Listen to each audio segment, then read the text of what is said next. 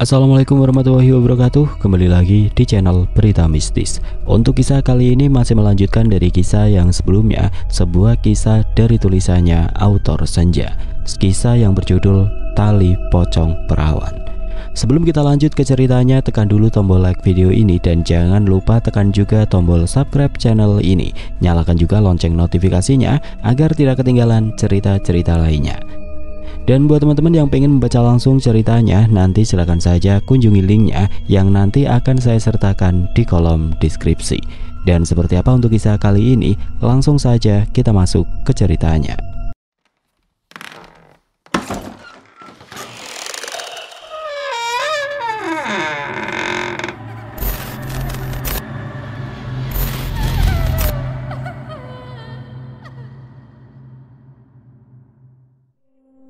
Baru semalam Juragan Karto melakukan ritual itu, keesokan harinya usaha pabrik penggilingan padinya terus saja ramai.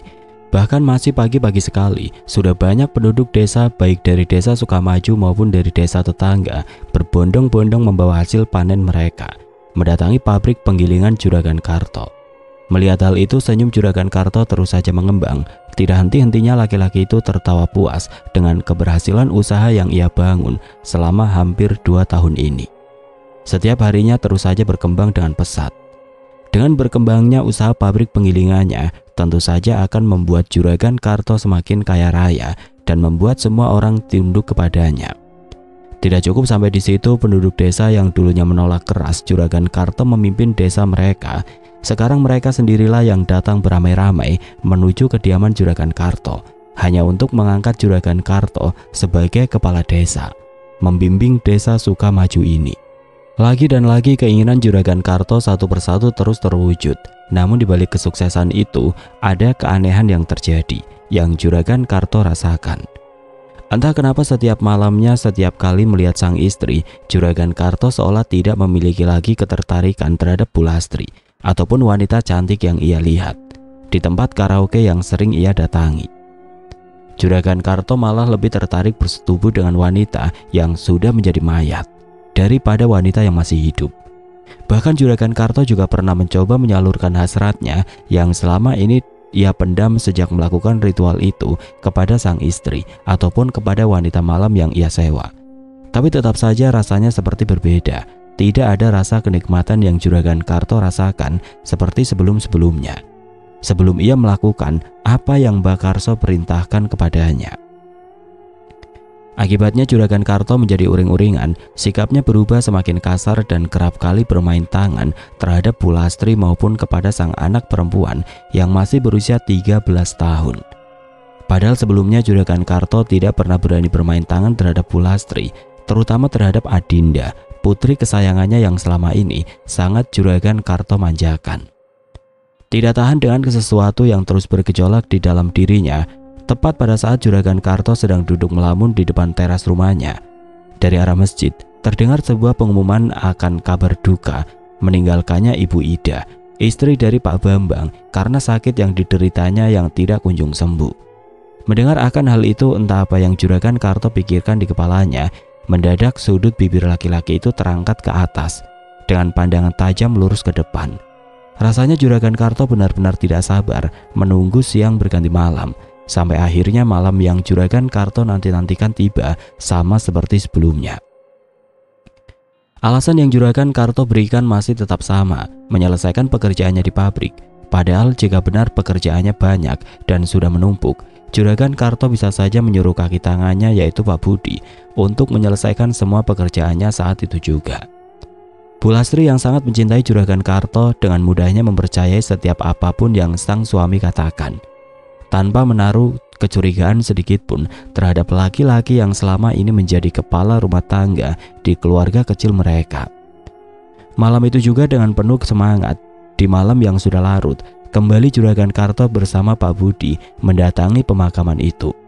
Awalnya Pak Budi begitu terkejut dengan penjelasan yang Juragan Karto katakan kepadanya.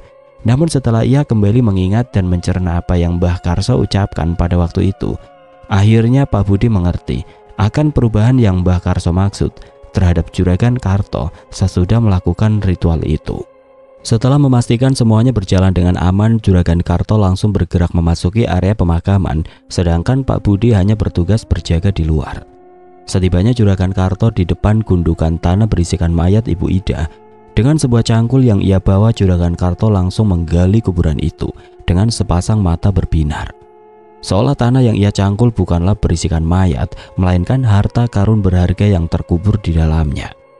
Padahal jika dipikir menggunakan akal sehat, hanya orang yang punya kelainan jiwa yang akan berani menggali makam seseorang di malam hari hanya untuk menyalurkan hasratnya. Juragan Karto terus saja mencangkul kuburan Ibu Ida dengan keringat sebesar biji jagung satu persatu keluar dari pori-pori kulitnya, membasahi tubuh maupun baju yang Juragan Karto kenakan. Hingga apa yang Juragan Karto cari terlihat di kedua matanya.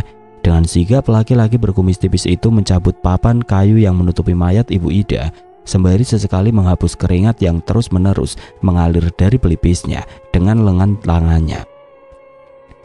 Satu persatu papan kayu itu tercabut dan terlihatlah pula sesuatu yang Juragan Karto idam-idamkan sudah berada tepat di hadapannya. Dengan tidak sabar, Juragan Karto meraih tubuh Ibu Ida yang sudah pucat menjadi mayat hingga berbaring terlentang. Juragan Karto juga menggeser tubuh Ibu Ida guna mempermudah pergerakannya selama Juragan Karto melancarkan perbuatan gilanya. Tidak ada rasa takut yang Juragan Karto rasakan saat melihat wajah pucat Ibu Ida, seperti pada saat ia melihat wajah pucat Asri untuk pertama kalinya. Meskipun suara angin maupun suara binatang malam terus saja terdengar, Juragan Karto tetap saja melanjutkan aksinya sampai ia benar-benar merasa puas. Usai melakukan perbuatan yang tidak senonoh itu, Juragan Karto kembali membalut tubuh Ibu Ida dengan kain kafan yang tadinya ia buka, mengembalikan semuanya seperti semula, seolah Juragan Karto tidak melakukan perbuatan apapun di dalam lubang kubur itu. Tidak lupa juga Juragan Karto kembali merapikan makam Ibu Ida serapi mungkin, memasang papan nisanya sekaligus menaburkan bunga seperti kuburan baru pada umumnya. Tujuannya tentu saja supaya pihak keluarga ataupun penduduk desa yang datang berkunjung ke pemakaman tidak mengetahui jika makam Ibu Ida sudah pernah Juragan Karto bongkar demi memenuhi hasrat gilanya. Merasa semuanya terlihat rapi dan aman, barulah setelah itu Juragan Karto kembali menemui Pak Budi dengan hati yang sumringah. Setelah semalam menuntaskan hajatnya yang dulunya tidak pernah Juragan Karto pikirkan bisa terjadi dalam hidupnya, sikap Juragan Karto mulai berubah kembali normal. Tidak seperti kemarin yang kerap kali bersikap kasar, marah-marah tidak jelas, bermain tangan hanya untuk masalah sepele. Walaupun begitu, tetap saja ketertarikan Juragan Karto rasakan terhadap wanita yang sudah menjadi mayat tidak pernah menghilang. Bahkan sejak terakhir Juragan Karto mencoba menuntaskan hasratnya kepada sang istri, sejak saat itulah Juragan Karto tidak pernah lagi menyentuh Bu Lastri sama sekali. Tidak cuma sampai di situ. Akibatnya Juragan Karto jadi lebih sering meninggalkan rumah, lebih banyak menghabiskan waktunya di dalam pabrik atau di tempat-tempat karaoke, hanya untuk meredam sesuatu yang terus saja bergejolak dari dalam dirinya. Meski terkesan aneh, Bu Lastri masih tetap berusaha memahami jika perubahan yang terjadi kepada sang suami disebabkan banyaknya pekerjaan yang harus Juragan Karto selesaikan. Apalagi sekarang usaha pabrik penggilingan padi yang Juragan Karto miliki sudah memiliki banyak cabang di beberapa tempat. Wajar saja jika sang suami jadi jarang pulang ke rumah. Itulah yang Bu Lastri pikirkan setiap kali sang suami tidak ada di rumah. Jika sikap Juragan Karto kembali normal usai melakukan perbuatan itu, lain halnya dengan penduduk desa rasakan.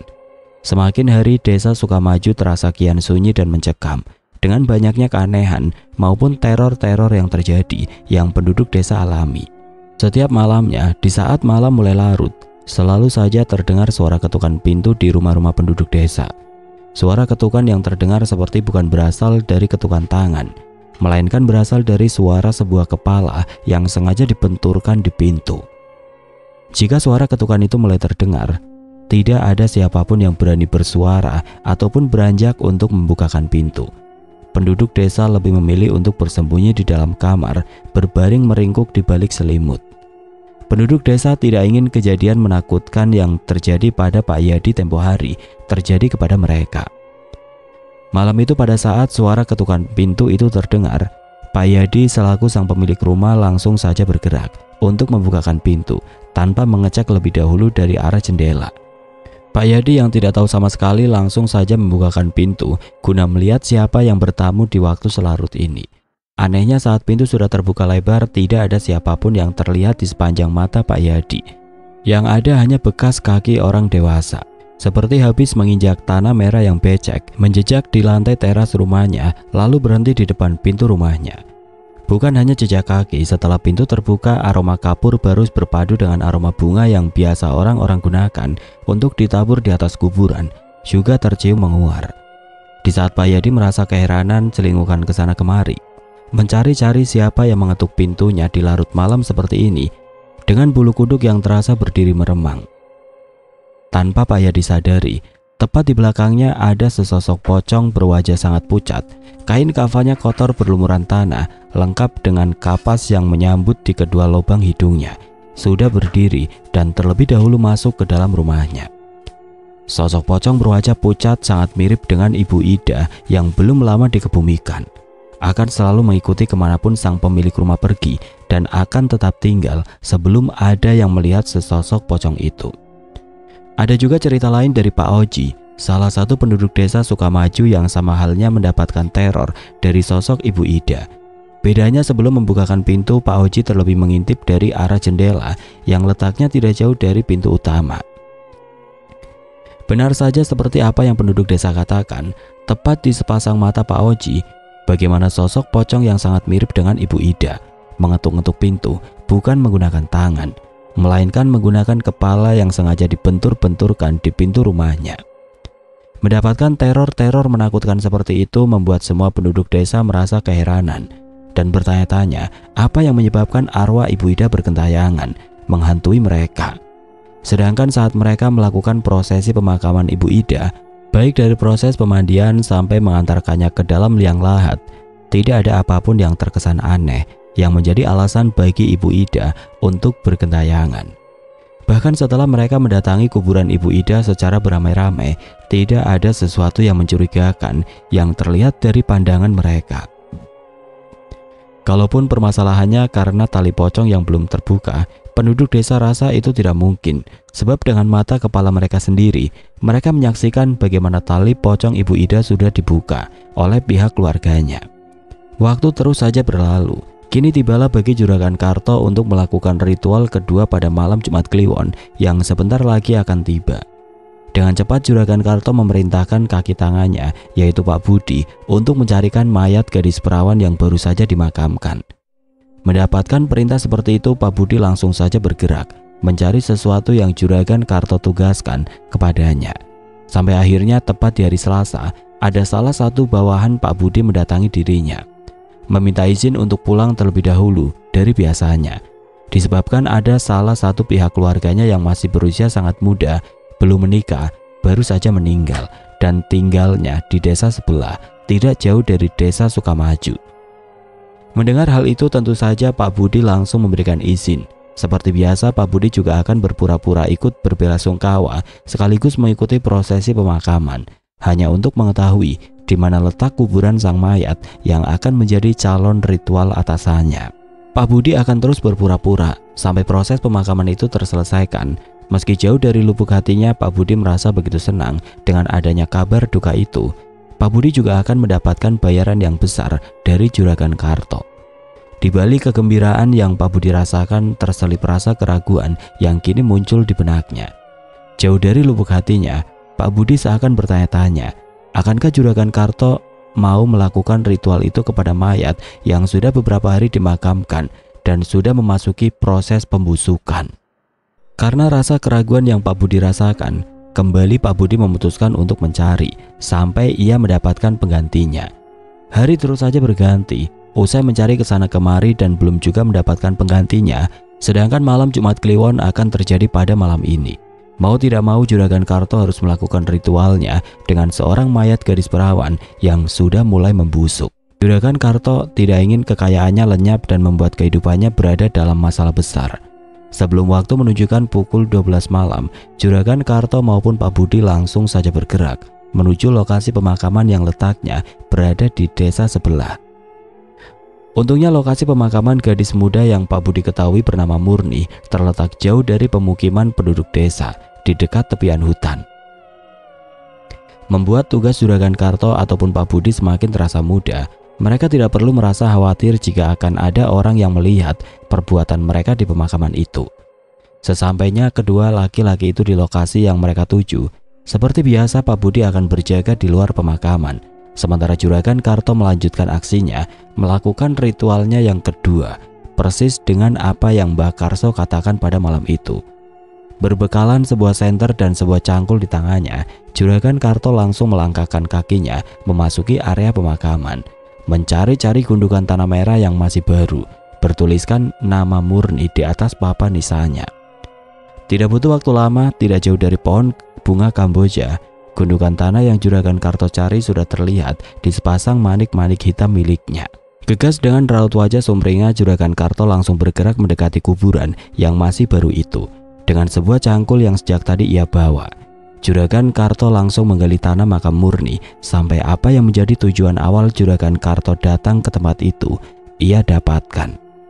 Semakin dalam Juragan Karto mencangkul tanah tersebut, aroma busuk yang berasal dari jasad Murni mulai tercium menyengat, membuat perut Juragan Karto terasa mual seperti diaduk. Meski terasa mual, Juragan Karto masih terus saja menggali, seolah tidak ada aroma apapun yang mengganggu indera penciumannya, sampai sesuatu yang menjadi alat sebagai jalan pintas kesuksesan dan kekayaan yang Juragan Karto miliki selama ini dapat terlihat. Seperti biasa, satu persatu Juragan Karto mulai mencabut papan yang menutupi tubuh Murni, sampai semua papan yang menurutnya bisa menjadi penghalang baginya untuk melakukan ritual tercabut semua. Barulah setelah itu Juragan Karto menyentuh tubuh Murni, membalikan tubuhnya hingga berbaring terlentang. Wajah maupun tubuh Murni yang sudah mulai membiru dan membengkak membuat Juragan Karto begitu terkejut. Tanpa sadar tubuhnya bergidik ngeri, beringsut mundur, membentur tanah yang ada di belakangnya dengan jantung bergemuruh, seakan terlepas dari tempatnya. Sejenak Juragan Karto terdiam, berusaha mengontrol nafas dan detak jantungnya. Merasa sedikit tenang, kembali Juragan Karto melanjutkan aksinya yang sempat tertunda, dengan cara membuka kain kafan yang menutupi tubuh polos Murni terlebih dahulu. Setelah itu barulah Juragan Karto memulai ritualnya, dengan sebuah senyuman tipis penuh arti terbit dari sudut bibirnya yang terangkat. Ketertarikan Juragan Karto terhadap mayat membuat Juragan Karto tidak merasa jijik sama sekali, meski aroma yang menguar dari tubuh Murni tercium menusuk.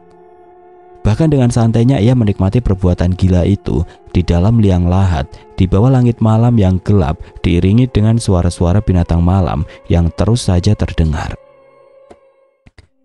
Seolah suara-suara itu menjadi alunan melodi yang indah mengiringi setiap pergerakannya, sampai laki-laki itu merasa puas dibanjiri bulir-bulir keringat membasahi tubuhnya. Usai membenarkan celananya yang sejak tadi terbuka, sembari mengontrol nafasnya yang sejak tadi terus saja berpacu di keheningan malam, kembali Juragan Karto mengeluarkan sebuah belati yang sebelumnya sudah ia gunakan untuk membelah dan mengorek organ dalam astri pada saat itu. Jasad Murni yang sudah mulai membengkak membuat tugas Juragan Karto sedikit terasa mudah. Meski sempat terkena percikan cairan beraroma busuk yang keluar dari jasad Murni, ketika Juragan Karto menancapkan belatinya di dada Murni, cairan itu memercik mengenai wajah Juragan Karto dan sempat masuk ke dalam mulutnya. Walaupun begitu, Juragan Karto tidak peduli. Juragan Karto terus saja membelah, mengkorek, dan mengeluarkan organ dalam Murni yang sudah mulai membusuk, diselimuti cairan berlendir beraroma sangat busuk. Lagi-lagi demi kekayaan dan kesuksesan yang ia idam-idamkan, Juragan Karto langsung memakan jantung gadis muda itu dengan lahap sampai habis tidak bersisa. Juragan Karto juga mengambil tali pocong Murni dan menyimpannya di dalam saku celana miliknya, sama seperti malam Jumat Kliwon tempo lalu. Selesai membalut tubuh polos Murni, membalikan tubuhnya, memasang papan yang tadi ia cabut, Juragan Karto langsung mengayunkan cangkulnya, merapikan makamnya seperti semula, lalu menemui Pak Budi, meninggalkan pemakaman itu. Keesokan harinya sesudah melakukan ritual semalam, usaha pabrik penggilingan padi yang sudah memiliki banyak cabang di berbagai tempat, semakin hari kian terlihat ramai, dipenuhi banyaknya antrian para petani yang membawa hasil panen mereka. tentu saja akan membuat Juragan Karto langsung meraup keuntungan dalam jumlah yang sangat besar dan membuatnya semakin kaya raya diselimuti pundi-pundi uang. Namun dibalik kepuasan yang Juragan Karto rasakan dan setelah melakukan ritual bersama mayat yang sudah mulai membusuk, ketertarikan Juragan Karto rasakan terhadap mayat semakin menjadi-jadi. Bukan cuma itu saja, akibat sering memakan organ dalam keadaan mentah, berlumuran darah, guna memenuhi syarat ritual ketiga, sikap Juragan Karto menjadi sangat aneh. Juragan Karto lebih memilih suka memakan organ dalam ataupun daging dalam keadaan mentah, terlebih jika makanan mentah yang ia makan masih berlumuran darah dan baru saja disembelih. Membuatnya semakin terasa nikmat. Ketika makanan mentah dengan tetesan cairan berwarna merah pekat itu masuk ke dalam mulutnya, menyentuh lidahnya, Juragan Karto akan semakin lahap memakan makanan mentah yang kini menjadi menu kesukaannya. Bahkan setiap harinya Juragan Karto selalu memerintahkan kaki tangannya, yaitu Pak Budi, untuk membelikan ayam yang masih hidup. Tidak cukup sampai di situ saja, Juragan Karto akhir-akhir ini juga sering meminum darah ayam yang baru saja ia sembelih. Sampai darah ayam itu kering, tidak tersisa. Terlebih jika ayam itu ayam cemani, menurut Juragan Karto dibandingkan dengan jenis ayam yang lainnya, rasa daging maupun darah ayam cemani rasanya lah yang paling nikmat untuk menjadi makanan dan minuman kesehariannya. Melihat Juragan Karto memakan dan meminum sesuatu yang tidak seharusnya manusia konsumsi, seperti orang yang sudah kerasukan setan, Pak Budi hanya bisa menelan salivanya kasar, sembari menahan rasa mual yang terus saja bergejolak di dalam dirinya. Pak Budi hanya bisa menundukkan kepalanya setiap kali Juragan Karto melahap daging dan meminum cairan beraroma anyir berwarna merah pekat itu. Melihat Pak Budi setiap hari membawa kantong plastik berwarna hitam masuk ke dalam ruangan kerja milik Juragan Karto yang dibangun secara tertutup dengan cara mengendap-endap dan dari gelagatnya terlihat begitu aneh, membuat salah satu bawahannya yaitu Asila, karyawan baru di sana yang bertugas menggantikan ayahnya, yaitu Pak Mahmud, untuk sementara waktu sebelum kesehatan sang ayah kembali pulih. Asila yang secara tidak sengaja sempat melihat apa isi dari balik kantong plastik berwarna hitam yang Pak Budi bawa. Selama Asila bekerja di sini, menaruh curiga dengan sikap atasannya Pak Budi, sekaligus bos di tempat ia bekerja, yaitu Juragan Karto. Masih teringat jelas di benak Asila bagaimana pada hari itu secara tidak sengaja ia menabrak Pak Budi, membuat sesuatu yang Pak Budi bawa disimpan dalam kantong plastik berwarna hitam tebal masih bergerak-gerak terlepas dari tangannya, membuat isi di dalamnya yaitu ayam cemani, di mana mulut, badan maupun kakinya sudah dibalut menggunakan lakban terlihat. Bahkan lebih anehnya lagi, setelah Asila melihat apa isi dari kantong plastik itu, Pak Budi langsung saja kembali memasukkan ayam cemani yang masih hidup itu ke dalam kantong plastik secara terburu-buru, seperti orang yang menyimpan rahasia besar, takut jika rahasianya terbongkar. Lalu pergi berlalu meninggalkan Asila tanpa mengeluarkan sepatah kata pun, dengan raut wajah datar dan sorot mata yang tajam, membuat Asila langsung menundukkan kepalanya dengan rasa bersalah bercampur rasa takut. Awalnya Asila tidak terlalu menanggapi jika Pak Budi setiap harinya selalu membawa kantong plastik berwarna hitam itu masuk ke dalam ruangan kerja Juragan Karto. Asila selalu berpikir jika sesuatu yang Pak Budi bawa kemungkinan berisikan makanan atau sesuatu yang Juragan Karto butuhkan setiap harinya. Namun usai melihat apa isi dari kantong plastik yang dulunya ia kira berisikan makanan, Asila mulai menaruh curiga. Jauh di benak Asila selalu bertanya-tanya jika selama ini kantong plastik yang Pak Budi bawa berisikan ayam cemani. Lantas untuk apa Pak Budi membeli dan membawa ayam hidup setiap harinya ke dalam ruangan kerja Juragan Karto? Terlebih ayam yang Pak Budi bawa jenis ayam cemani yang menurut kepercayaan banyak orang yang Asila ketahui sering digunakan para dukun untuk melakukan ritual tertentu. Tidak cukup sampai di situ saja. Setelah masuk ke dalam ruangan Juragan Karto dengan jangka waktu lebih dari 15 menit, Pak Budi akan kembali keluar, membawa kantong plastik berwarna hitam yang sama menuju ke tempat sampah, langsung membuang kantong plastik itu. Tidak tahan dengan pertanyaan dan rasa curiga yang selalu muncul di benaknya, hari ini gadis berusia 20 tahun itu memutuskan untuk mencoba mencari tahu kebenaran dari pertanyaan-pertanyaan yang setiap saat menghantui dirinya perihal Pak Budi maupun Juragan Karto lakukan dengan ayam cemani itu.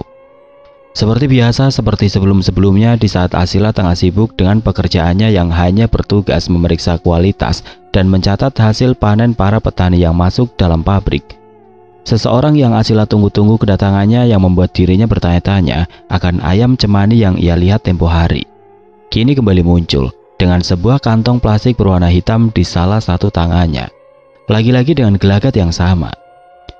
Sejenak Asila terdiam, memperhatikan Pak Budi yang melangkah lebar dengan pandangan lurus ke depan, seolah ingin cepat sampai ke dalam ruangan Juragan Karto. Sesekali Asila juga melirik ke arah kantong plastik yang Pak Budi bawa. Sejak kejadian kemarin, Asila semakin tidak berani jika bertemu dan bertatap muka dengan atasannya itu. Terlebih selama ia bekerja di sana, sikap Pak Budi yang terbilang dingin dan selalu menunjukkan raut wajah datar membuat Asila semakin tidak berani. Tidak lama seperti perkiraan sebelumnya, lebih dari 15 menit Pak Budi kembali keluar dengan kantong plastik yang sama dan langsung menuju ke tempat pembuangan sampah. Melihat hal itu, langsung saja Asila bergerak mengikuti Pak Budi dari belakang dengan cara mengendap-endap seperti seorang pencuri. Setelah memastikan semuanya aman dan melihat Pak Budi sudah pergi menjauh meninggalkan tempat itu, barulah gadis berjilbab hitam itu keluar dari persembunyiannya, mendekati tempat pembuangan sampah, memeriksa apa isi dari kantong plastik yang setiap harinya Pak Budi buang usai memasuki ruangan kerja Juragan Karto. Dengan rasa penasaran dan pikiran mulai menerka-nerka jauh, kembali Asila melihat ke sana kemari, guna memastikan tidak ada siapapun yang melihatnya di tempat itu. Aroma dari tempat sampah yang sungguh tidak mengenakan di kedua rongga hidung yang tercium menyengat, membuat Asila menahan nafasnya sejenak, sembari menyentuh, membuka kantong plastik yang selama ini selalu membuatnya penasaran. Seketika sepasang mata gadis berjilbab hitam itu terbelalak lebar. Ringsut mundur, dengan salah satu tangannya membekap mulutnya yang sedikit terbuka.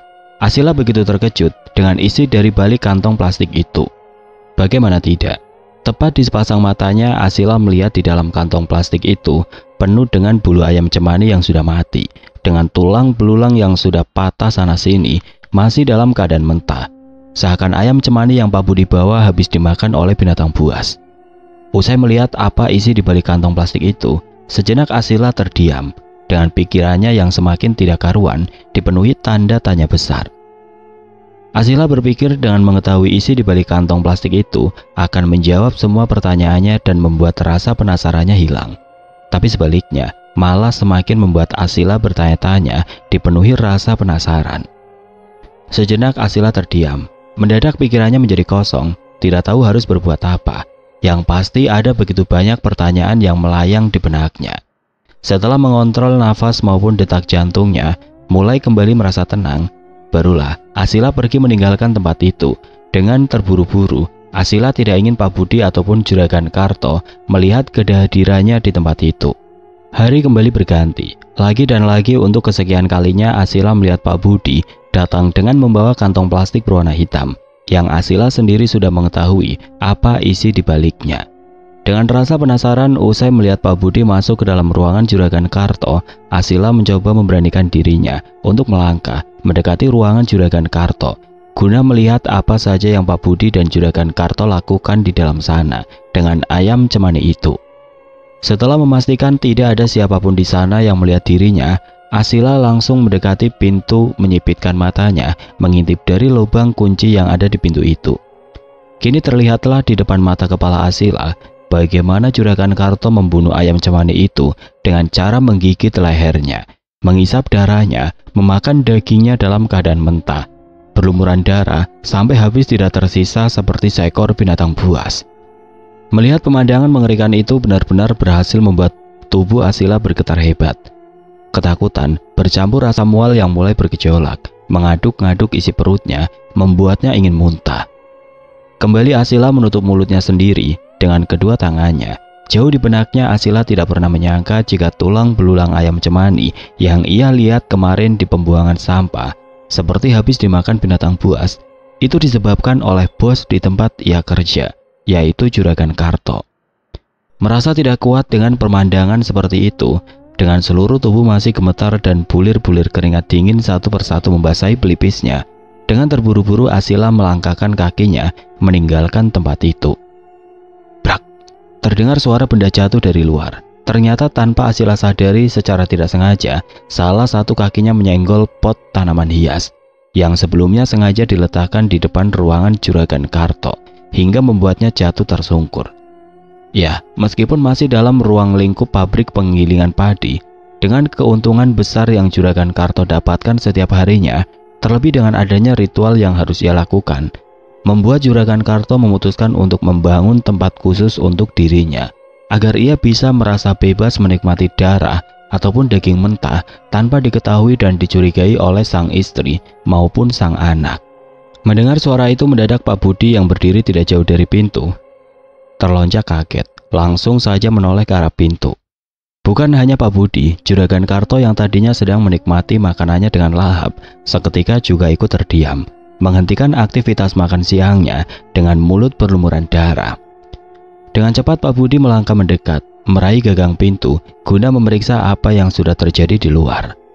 Asila yang saat itu masih dalam keadaan tersungkur, meringis kesakitan, bercampur dengan rasa ketakutan, ditambah dengan suara derap langkah kaki yang kian mendekat.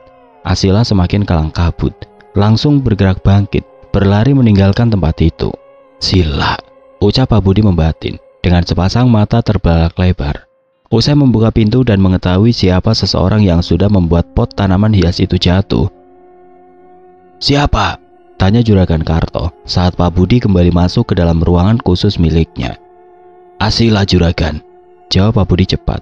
"Asila, karyawan baru yang menggantikan posisi Pak Mahmud untuk sementara waktu ini?" tanya Juragan Karto memastikan. "Betul, Juragan." "Apa menurutmu gadis itu mengetahui sesuatu?" tanya Juragan Karto selidik. "Aku tidak tahu pasti, Juragan. Cuma setelah melihat dari gerak-geriknya yang berlari ketakutan, sepertinya gadis itu sudah mengetahui rahasia yang Juragan simpan selama ini," jawab Pak Budi menunduk. "Kurang ajar, berani-beraninya gadis itu memata-mataiku," ucap Juragan Karto murka. Wajahnya memerah padam dengan sorot mata tajam, lalu menggebrak mejanya kuat, membuat Pak Budi yang berdiri di hadapannya sedikit terlonjak kaget. Lagi-lagi melihat Juragan Karto kembali murka, Pak Budi hanya bisa terdiam, menundukkan kepalanya. "Panggil gadis itu untuk menghadap kepadaku. Besok katakan kepadanya ada hal penting yang ingin Juragan Karto sampaikan kepadanya," titah Juragan Karto dengan senyuman miring terbit dari sudut bibirnya yang sedikit terangkat. Mendengar hal itu, sejenak Pak Budi terdiam, mengangkat wajahnya melihat ke arah Juragan Karto. Pak Budi sangat tahu apa yang ada di dalam pikiran Juragan Karto saat ini. Baik, Juragan," ucap Pak Budi, lalu berlalu meninggalkan ruangan itu. Asila yang saat itu setelah berlari meninggalkan ruangan mengerikan itu, langsung masuk ke dalam WC, memuntahkan isi perutnya yang sejak tadi ia tahan, membasuh wajahnya, sekaligus mencoba mengontrol nafas maupun detak jantungnya yang sejak tadi memburu. Terlebih usai melihat dan mengetahui apa yang atasan maupun bosnya lakukan dengan ayam cemani itu, membuat Asila semakin tidak berani berhadapan ataupun bertatap muka dengan Pak Budi, terutama Juragan Karto. Asila hanya bisa berharap semoga kedua laki-laki itu tidak merasa curiga ataupun mengetahui perbuatannya barusan. Asila takut jika seandainya kedua laki-laki itu mengetahui kalau dirinya sempat melihat dan memata-matai mereka, maka habislah ia. Bisa saja Pak Budi maupun Juragan Karto akan menghabisi nyawanya saat ini juga.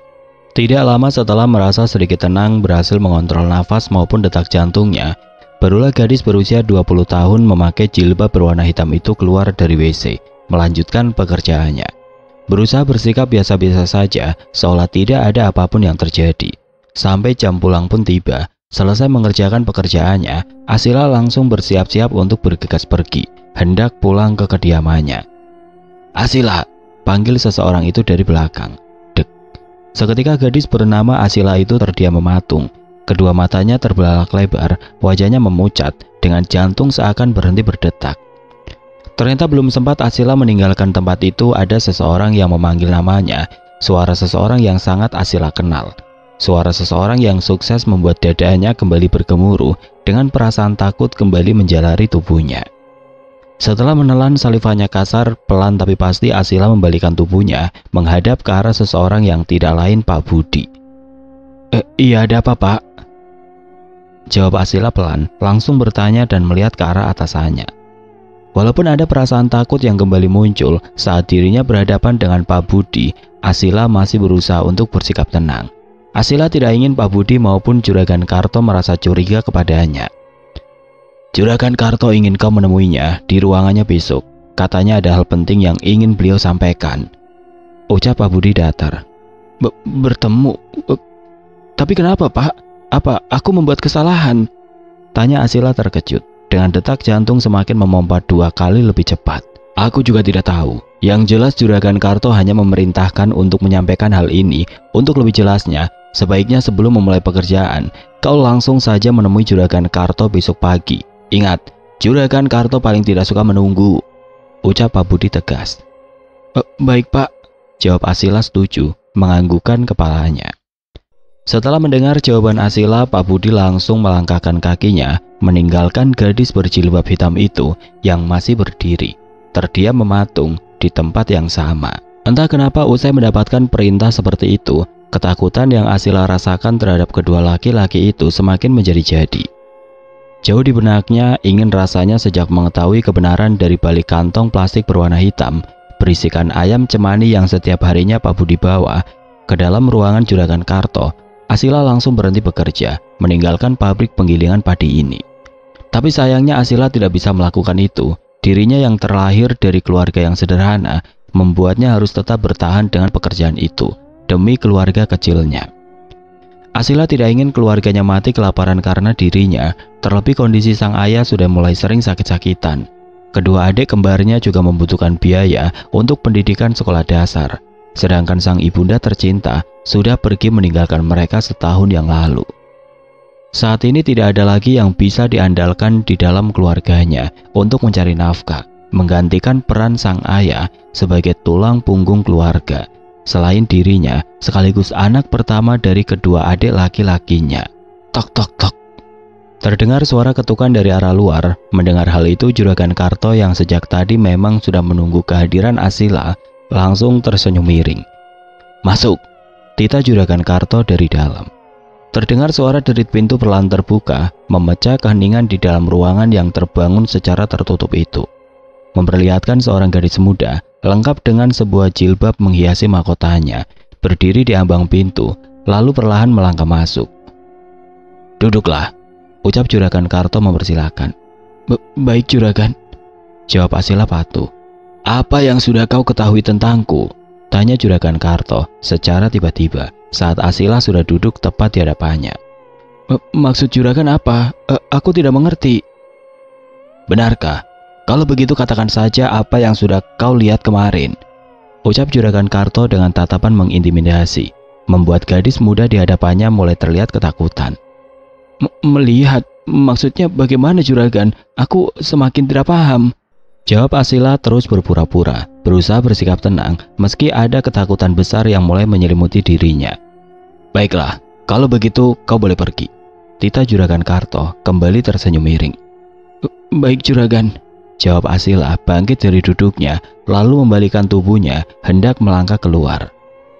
Belum sempat Asila melangkah keluar, terdengar jelas di sepasang indera pendengaran Asila maupun Juragan Karto bagaimana sebuah belati berukuran lumayan besar yang terlihat begitu tajam mengkilap. Sebanyak 3 kali keluar masuk dari tubuh Asila, menyentuh, merobek baju yang ia kenakan, menembus masuk ke dalam kulit dan dagingnya, hingga ujung belati itu menembus keluar dari perut depannya. Seketika cairan berwarna merah pekat beraroma anyir keluar dari perutnya yang sudah terluka parah, merembes, membasahi baju kemeja putih yang Asila kenakan, sampai baju berwarna putih itu berubah, berpadu dengan warna merah darah. Tidak, Asila putriku, teriak Pak Mahmud kencang. Tubuhnya tersentak terbangun dari mimpi buruknya, nafasnya memburu, dengan keringat dingin sebesar biji jagung menetes keluar dari pori-pori kulitnya. Membuat Asila yang pada saat itu tidak sengaja tertidur di samping sang ayah, lengkap dengan kedua adik laki-lakinya, juga tertidur di dekatnya, mendadak terbangun. Ayah, kenapa? Tanya Asila khawatir dengan urat-urat di sepasang matanya masih terlihat memerah, pertanda jika dirinya baru saja terbangun dari tidur lelapnya. Ayah bermimpi buruk nak, jawab Pak Mahmud dengan raut wajah yang tidak kalah khawatir. takut kejadian di dalam mimpinya benar-benar terjadi kepada putri sulungnya. "Sebaiknya ayah minum dulu," ucap Asila, memberikan segelas air putih kepada sang ayah sekaligus cinta pertama baginya. Dengan nafas masih ngos-ngosan dan keringat dingin membasahi wajahnya, Pak Mahmud mengambil segelas air putih itu dari tangan Asila putrinya, lalu meneguknya hingga habis tidak tersisa. "Ayah mimpi apa sampai terlihat begitu ketakutan seperti ini?" tanya Asila setelah melihat sang ayah mulai kembali merasa tenang. "Ayah bermimpi buruk tentangmu, nak. Di mimpi itu ayah melihat Asila masuk ke dalam ruangan Juragan Karto. Lalu tiba-tiba Juragan Karto menusuk Asila dari belakang sebanyak 3 kali menggunakan sebuah belati sampai Asila terluka parah, banyak mengeluarkan darah," jawab Pak Mahmud dengan suara gemetar, kembali merasakan ketakutan bercampur rasa khawatir. Mendengar jawaban dari sang ayah, sejenak Asila terdiam mematung, kembali teringat dengan ucapan Pak Budi tadi sore sebelum ia pulang ke rumah. "Asila," panggil Pak Mahmud, menyentuh tangan sang anak. Iya ya, kenapa?" jawab Asila spontan. "Asila, kenapa? Apa ada masalah di pabrik?" tanya Pak Mahmud, setelah melihat tingkah sang anak yang menurutnya sedikit aneh. "Tidak ada ya, tidak ada masalah apapun di pabrik," jawab Asila lembut sembari tersenyum manis. "Asila tidak berbohong kan? Kalau ada apa-apa cerita, jangan dipendam sendiri, itu tidak baik, nak," ucap Pak Mahmud memastikan. "Iya ya, sebaiknya ayah kembali tidur. Soal mimpi tadi tidak perlu dipikirkan. Yang terpenting sekarang itu kesehatan ayah. Ayah harus kembali pulih," ucap Asila berusaha menenangkan. "Bagaimana ayah bisa tenang memikirkan hal itu, nak? Sedangkan di mimpi itu terlihat begitu nyata. Ayah takut jika mimpi buruk itu benar-benar terjadi," jawab Pak Mahmud, kembali teringat akan mimpi buruknya. "Tidak usah terlalu dipikirkan ya, itu hanya bunga tidur.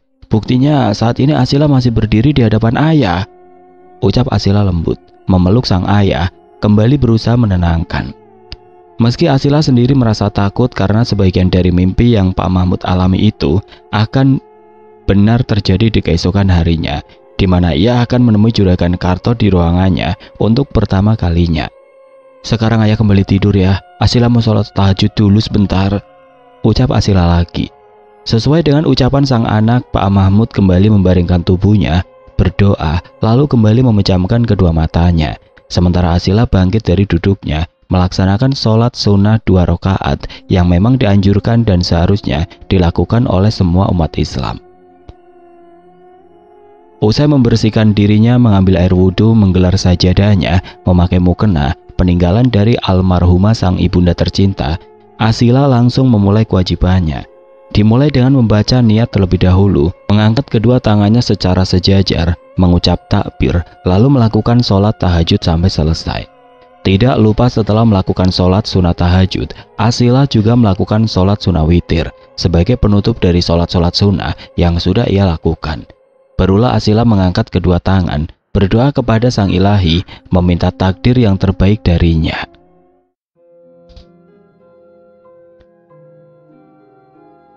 Oke teman-teman, sampai di sini dulu ceritanya. Nantikan kelanjutan kisah ini di video berikutnya. Agar tidak ketinggalan, klik tombol subscribe channel ini dan nyalakan lonceng notifikasinya. Wassalamualaikum warahmatullahi wabarakatuh.